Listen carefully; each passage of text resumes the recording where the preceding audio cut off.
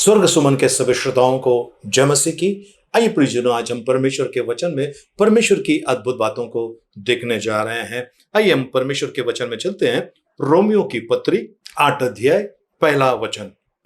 सो अब जो मसीह यीशु में है उन पर दंड की आज्ञा नहीं, क्योंकि वे शरीर के अनुसार नहीं वरन आत्मा के अनुसार चलते हैं। प्रभु परमेश्वर इन बड़े वचनों के द्वारा में अनुग्रह से भरपूर करे, आमीन। प्रियजनों, आज बहुत सारे लोग भ्रम फैला रहे हैं। वो कहते हैं कि आपको अगर क्षमा मिल गई प्रभु से तो आपको आगे आप बिंदास कुछ भी कर सकते हैं, क्योंकि प्रभु ने आपको क्षमा किया है।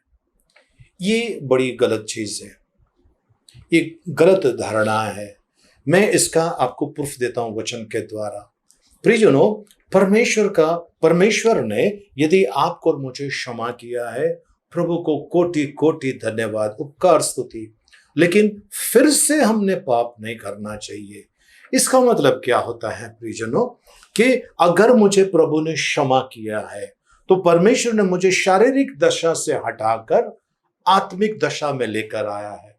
अगर परमेश्वर ने मुझे आत्मिक दशा में लाया है तो मुझे शारीरिक दशा में फिर से नहीं जाना है। शारीरिक दशा में फिर से मुझे नहीं जाना है। अगर मैं शारीरिक दशा में जाता हूं तो फिर से मैं पाप करता हूं। अगर मैं फिर से पाप करता हूं, कुछ भयानक मेरे साथ में होने वाला है ना। हम फिर से एक बार इस वचन को देख लेंगे जी। सो अब जो मसीह यीशु में है उन पर दंड की आज्ञा नहीं, लेकिन आगे भी सुन लीजिए, उन पर दंड की आज्ञा नहीं जी, क्योंकि वे शरीर के अनुसार नहीं जी वरन आत्मा के अनुसार चलते हैं। वे शरीर के अनुसार नहीं परंतु आत्मा के अनुसार चलते हैं। शरीर के अनुसार नहीं परंतु आत्मा के अनुसार चलते हैं। यानी कि परमेश्वर ने अगर आपको क्षमा किया है, आपके सारे पाप अपराधों को क्षमा किया है, जब आप यीशु मसीह के पास आते हैं, प्रभु यीशु मसीह को अपना जीवन समर्पित करते हैं, उसके बाद आप शारीरिक दशा में नहीं आत्मिक दशा में आ जाते हैं। उनके लिए अब उनके ऊपर दंड की आज्ञा नहीं, जो मसीह यीशु में है और जो शारीरिक दशा में नहीं परंतु आत्मिक दशा में होते हैं। चलिए मैं इसको थोड़ा सा विस्तार से आपको बताना चाहता हूं। यूहन्ना रचित सुसमाचार उसका 5 अध्याय उसका 4 वचन अगर आप देखेंगे, उसमें ऐसा है कि एक कुंड है जहां पर स्वर्गदूत आता है और वो पानी हिलाता है, और जो उसमें पहले जो कूदते हैं उनको चंगाई मिलती है। ठीक है, वहां पर एक व्यक्ति है 5 अध्याय 5 वचन में जी। वहां एक मनुष्य था जो 38 वर्ष से बीमारी में पड़ा था। वहां पर एक व्यक्ति था जो 38 साल से बीमारी में पड़ा हुआ था। उसको कोई उठाकर वहां पर नहीं डालता है पानी में। यीशु मसीह उनके पास आता है, उनको चंगा करता है। चंगा करने के बाद वो व्यक्ति वहां से चले जाता है। फिर ये व्यक्ति प्रभु यीशु मसीह को आराधनालय में मिलता है, मंदिर में मिलता है, और वहां पर देख के प्रभु यीशु मसीह उनको क्या चेतावनी दे रहा है। और ये चेतावनी आज आपके लिए और मेरे लिए, हम सभी के लिए। हालेलुया, प्रभु को धन्यवाद जी। इन बातों के बाद वह यीशु को मंदिर में मिला। तब उसने उससे कहा, देख तू तो चंगा हो गया है। फिर से पाप मत करना। फिर से पाप मत करना। तू चंगा हो गया है, मैंने तुझे चंगा कर दिया है, मैंने तेरे पापों को क्षमा कर दिया है, तू फिर से पाप ना करना जी। ऐसा ना हो कि इससे कोई भारी विपत्ति तुझ पर आ पड़े। इससे भी भयानक कोई विपत्ति तुझ पर आ पड़े, इसके लिए फिर से पाप मत करना। यानी कि प्रभु यीशु मसीह वहां पर इस व्यक्ति को चेतावनी दे रहा है, फिर से पाप मत करना वरना इससे भारी विपत्ति तुझ पर आ पड़ेगी। इसके लिए प्रियजनों, यदि कोई मसीह में है वो नई सृष्टि है, पुरानी बातें बीत गए, देखो सब कुछ नया हो गया, पवित्र शास्त्र में लिखा हुआ है। लेकिन उनके लिए जो आत्मिक दशा में है, जो शारीरिक दशा में नहीं है, रोमियो की पत्री उसका 8 अध्याय उसका 9 वचन कितना स्पष्ट रीति से कहता है। रोमियो की पत्री 8 अध्याय उसका 9 और 10 वचन हम देखेंगे जी। परंतु जबकि परमेश्वर का आत्मा तुम में बसता है तो तुम शारीरिक दशा में नहीं, जब परमेश्वर का आत्मा तुम्हारे अंदर बसता है तो तुम शारीरिक दशा में नहीं, परंतु आत्मिक दशा में हो। तुम आत्मिक दशा में हो, ऐसा परमेश्वर का वचन कहता है प्रियजनों जी। यदि किसी में मसीह का आत्मा नहीं तो वह उसका जन नहीं। किसी के अंदर परमेश्वर का आत्मा नहीं है तो वो परमेश्वर का जन नहीं है। अब देखिए आगे कितनी खूबसूरत वचन में लिखा हुआ है बातें जी। और यदि मसीह तुम में है जी तो देह पाप के कारण मरी हुई है जी, परंतु आत्मा धर्म के कारण जीवित है। आत्मा धर्म के कारण जीवित है। तो आज प्रियजनों आप किस दशा में है, आत्मिक दशा में है या शारीरिक दशा में है?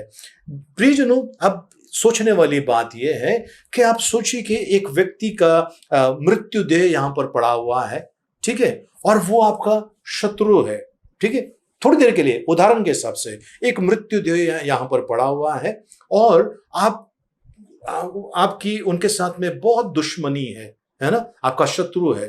अब वो मरा हुआ व्यक्ति है, उसको कितनी भी आप लात मारिए, डंडे से मारिए या घूस से मारिए, वो रिएक्ट नहीं करेगा क्योंकि वो मर चुका है।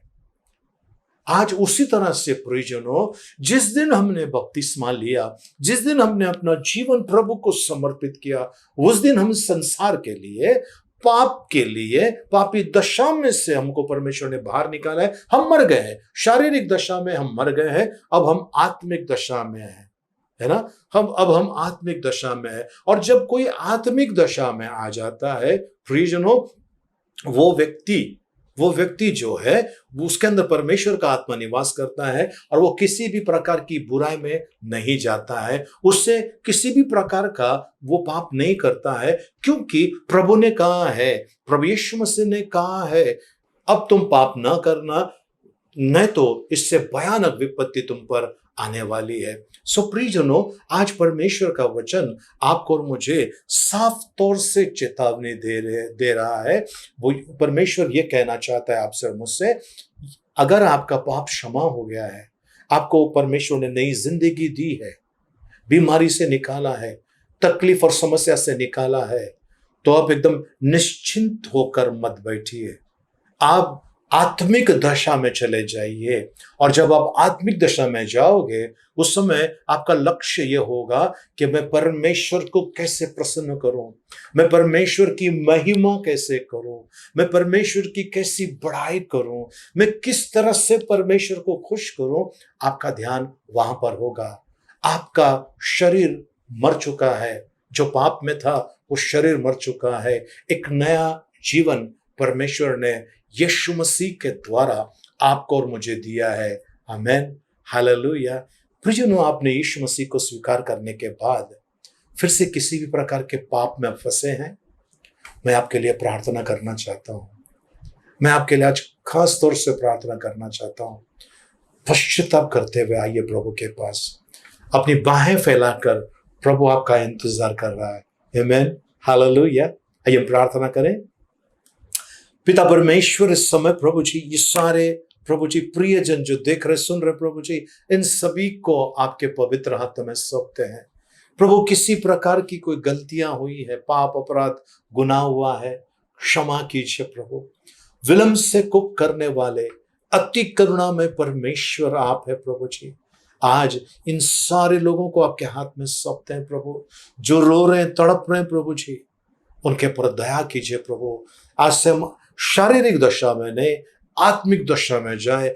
आत्मिक दशा यानी आत्मा की बातें, परमेश्वर की आत्मा की बातें हम करें, परमेश्वर जैसा चाहते हैं वैसे करें, हम परमेश्वर को खुश करें प्रभु जी, ऐसा हम प्रार्थना करते हैं प्रभु। हमारी सहायता कीजिए प्रभु। परमेश्वर पिता, आप अनंत अनादि परमेश्वर है, विलंब से कोप करने वाले करुणा में परमेश्वर है। आज हम सभी के ऊपर अनुग्रह कीजिए, क्षमा कीजिए, यीशु मसीह के मीठे मधुर पवित्र नाम में, आमेन, आमेन।